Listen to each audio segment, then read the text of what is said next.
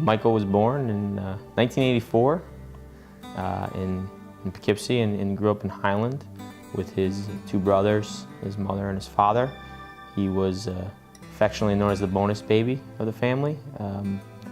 Me being 10 years older than he is, and my older brother being 14 years older than he grew up, less of a friend sibling and maybe a little bit more of a son sibling, where we took good care of him, but also took care of him as a brother would, beating him up when he needed to be beat up, him bouncing off the walls, and I think that taught him a sense of toughness, and not just from his two older brothers, but obviously all the friends and the extended family of the older brothers, and cousins too. So.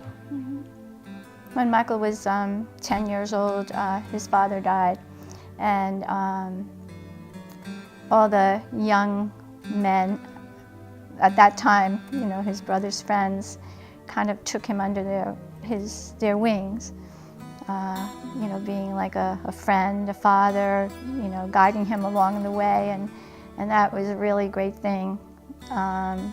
Michael admired them, and as he got older, he still remained really good friends with all of them. I mean, they were men, that just took him under his wing. So Michael was an average student in high school. He loved sports though, and he was playing sports as young as 2 and 3 because of his older brothers, because they were heavily into soccer, so he would kick the ball around with them and really learned to play soccer quite well. He started on teams at the age of 4, wore his soccer uniform around the house, and then he loved basketball and baseball and tennis. But soccer was always a main thing in his life. He loved it. He loved being around kids and young kids. And when Michael was growing up, when he was old enough to get a job, it was always related with kids. It was a town rec, it was helping out with the Little League, being a ref on a field. He just loved being part of the community also. Helping out whenever he could. He was fun-loving and always smiling. Always so smiling. That attracts children, right? So he was really good around kids. Yeah. He had this infectious smile and a laugh that, I could be upstairs, doing something, and a TV would be on downstairs, and he'd be laughing, and it just made you laugh because you heard this. It was infectious. Yeah, and he was goofy too. So. Yeah, very goofy. He was easy to laugh at. Yeah. And he liked that. I mean, not laugh at him, but laugh with him. So. Right. And then in high school, he was captain. In his senior year, he was captain of the soccer team. When Michael graduated high school, he went to Dutchess Community College, and I think the main reason he went was because he was recruited to play soccer. So he played there, and he enjoyed that, but college wasn't for him. He decided that's not something he wanted to do. So he took odd jobs, worked, but came to the realization that he wasn't going anywhere, that he needed to find himself. So one day I get a call, and he says, "Mom, I won't be home for supper." I said, "Well, where are you going?" And he said, "Well, I'm taking a test." And I went, "What? What are you doing?" He said, I'm taking a test because I'm joining the service." "No, you're not." you can't do that. There's a war going on and all that. And I gathered the family around and called everybody so they could say to him, "Michael, it's something you shouldn't do right now."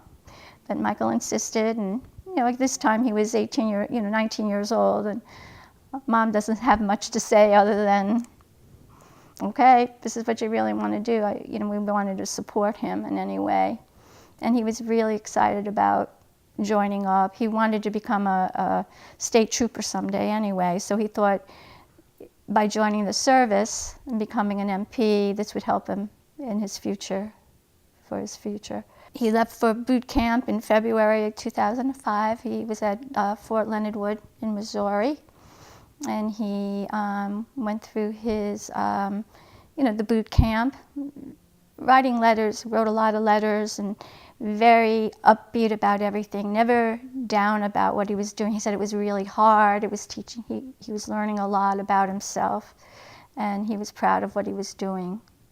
And for a parent, that's all important, I think. I feel that knowing that he was doing something he liked, and I was worried for him, but he wasn't worried at all. It was, this is good. This is going to be a good thing for me. Yeah, I think he was very proud and very excited about what he was doing. Yeah. And in his letters and in his phone calls, that's what he would talk about. Yeah. Some of the training he was getting and some of the things he was doing. Training for more police action than battle action, right? Mm. Storming a building or securing a suspect or things like that. And he was excited about doing those things. And I think he was recognized a few times as doing a good job. Right. He was smaller in stature, but not small in toughness. So I think that was a challenge that he always had, and I think he met that challenge greatly, both in military, soccer, playing with older brothers and larger friends. He also was very, he loved being part of a group. The camaraderie you have, being part of a team. He loved that type of he liked that. He loved being around a lot of people and helping them out, and the teams that he was on, he was always very friendly. He kind of egged people on to kind of, you got to do this, and leading by example, not just telling yes. them what to do, but actually doing it and saying, come with me and do this. Yeah. So, but after he finished Fort Leonard Wood, after his boot camp, he went to Korea. And he volunteered for a lot of things, as told to us by his superiors after Michael passed away. They said that he was just he volunteered for things. He made the guys around him feel comfortable, like if they were nervous about things, he was the one to step forward and say, come on, things will be good, While he was in Korea, though, he wanted to do more things, advance himself. So he did volunteer to join the 57th MP company, which was going to go to Iraq. And he knew this was happening, but it didn't matter. It was something he wanted to do. July, in the middle of July of 2006, he left for Iraq, for Baghdad. And he was stationed in Baghdad at Camp Liberty. He was fine. He was happy. He'd call every single week. And he didn't sugarcoat what they were doing there. No. He never, he would tell you that. Exactly. What was going on. Surprise you a little bit of, what's going on, and there are bullets flying around here, and it's not exactly the safest place to be. But I'm being safe, and we're doing the right thing. Right. And, even to bring his experiences with children in Highland and how he liked to work with kids in Highland, talk about the kids in Baghdad, right, but, playing soccer, running around and having fun, and how he would interact with them. So you could see he stayed true to himself, I guess. The military didn't change him at all. He was still that goofy, fun-loving kid, and that's probably why, he was, good in a team atmosphere and keeping spirits upbeat. Exactly. His job in Iraq was to, he supported the Iraqi police, training them, going out on roadside drives, I guess, through the streets. I would ask him, you love kids so much, do you get out to play with some of these kids that are on the road, standing by watching you go by? And he said, as much as I want to get out of the vehicle, because he was a driver, you can't. You were told you should, because some of these kids, carried bombs or did things that you would never think a kid would do. So you had to be careful. You waved, but you didn't befriend them. He didn't befriend some of these people. But again, he was always upbeat about everything. And then that horrible day came, right? It was a weekend of so much. On the weekend of September 29th, 2006, my second grandson was born on the 29th of September. On the 30th, my stepdaughter was married. And Sunday, I get a call from Michael saying, it was a Jewish holiday, plus he knew he was having another nephew, so he called to check on what was going on and was his nephew born yet. And we told him that he had a new nephew, Quinn was born, and he was very excited. But at that time, he also was saying, Mom, there's a lot of things going on over here. A lot of the guys are going home on leave now, and it's feeling very different today, and I'm feeling like something's not right. So I said to him, well, Mike, just get out there, do some running, just don't sit around. And he said, yeah, okay, I'll do that. And so then that was October 1st. On October 2nd, we were in New York City watching my grandson and meeting my new grandson. We had a wonderful day. We come home at night, and it was like 10 o'clock at night, and someone comes to the door. My husband got the door. I was in the bedroom, and you just walk out and you see this tall man in his uniform standing there, and it's like, I don't believe this. I don't want to go out there. I'm backing away. And he came to tell us that Michael was shot, and they didn't have all the details yet, but they would in the morning. As it turned out, Michael was shot by a sniper. His unit was on patrol in Baghdad, in the city center, and it was early morning, and there were a lot of crowds on the road, and there was an IED that they've spotted on the road, so their unit stopped, and they called in like a bomb squad, I guess, and they came in and undid what is Just it? secured They the secured bomb, the area, cleaned it and up. they took the bomb away. And as they were, it was a crowded street also, because there were people. It was early morning, people going to work. And as Michael was walking back to his vehicle, he was shot by a sniper. He was the only one shot, and he died instantly.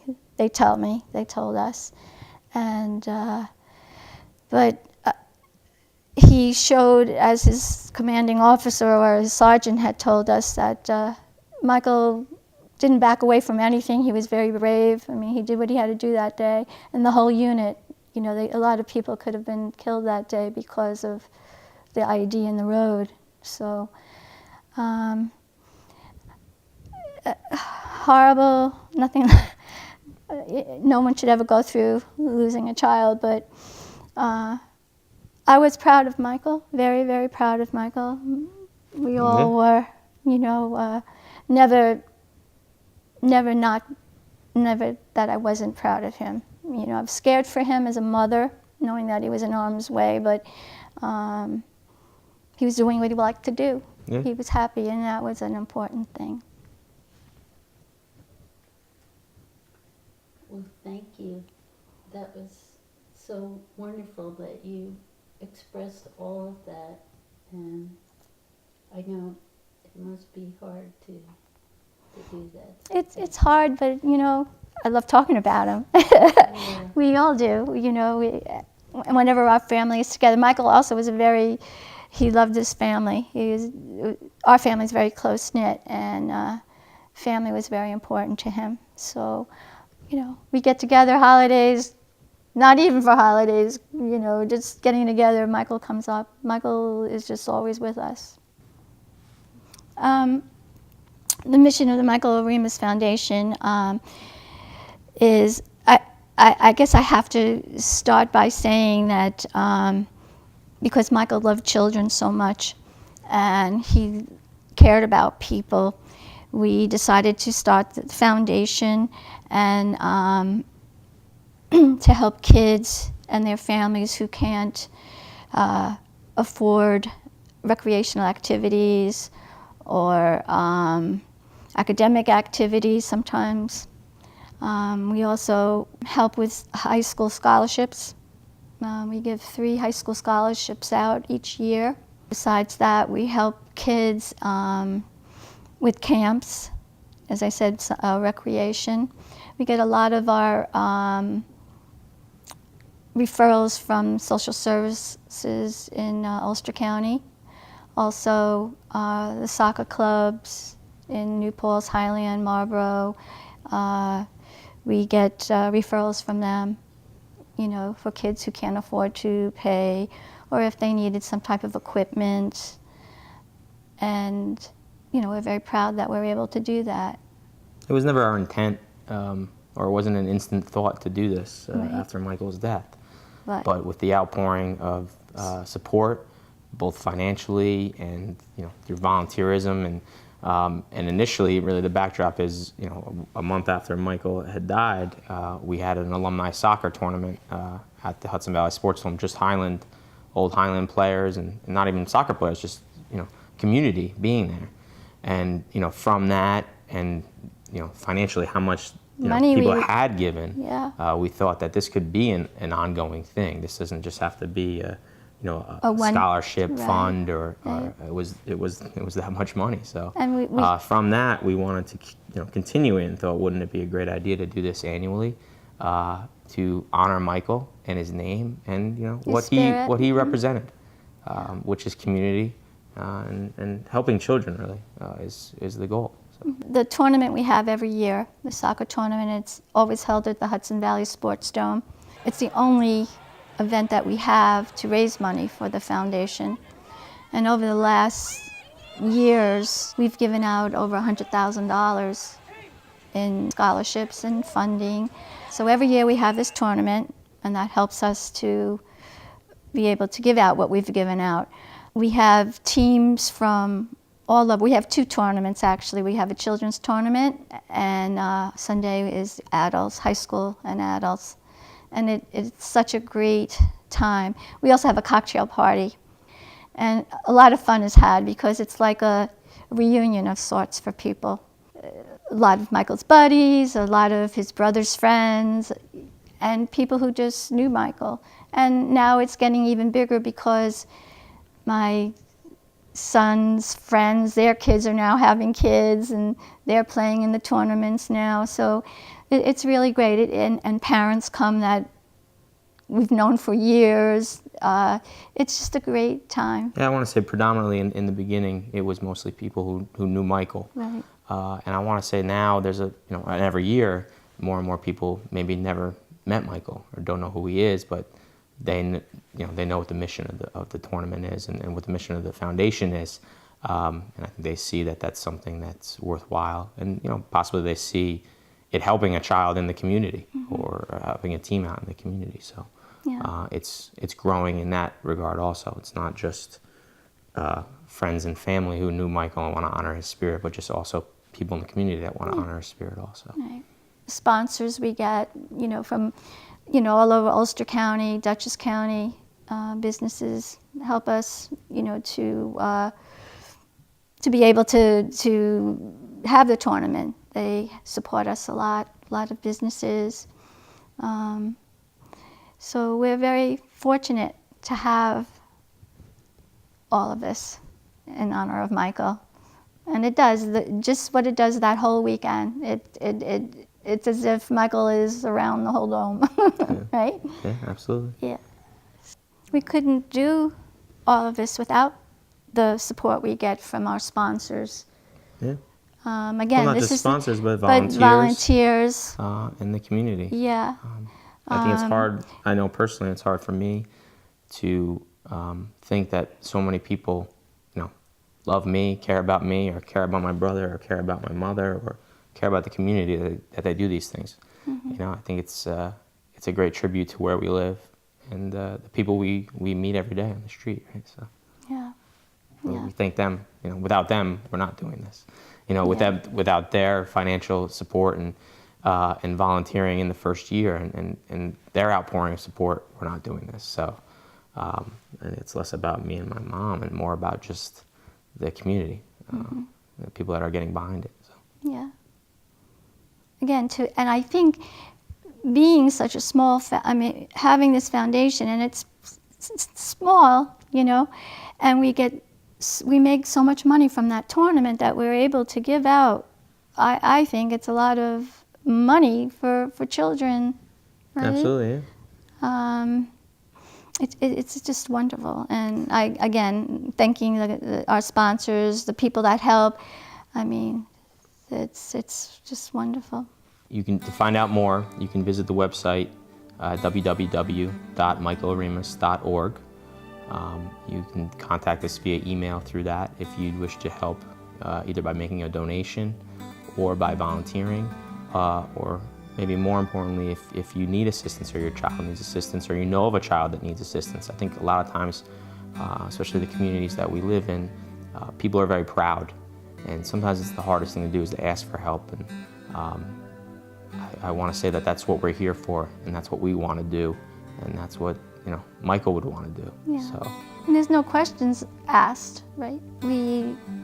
It's just you call, you tell us what your need is, you write a note, and most of the time it happens. Well, it's very personal. Yeah. It's not. We don't have a form to fill out. Right, right.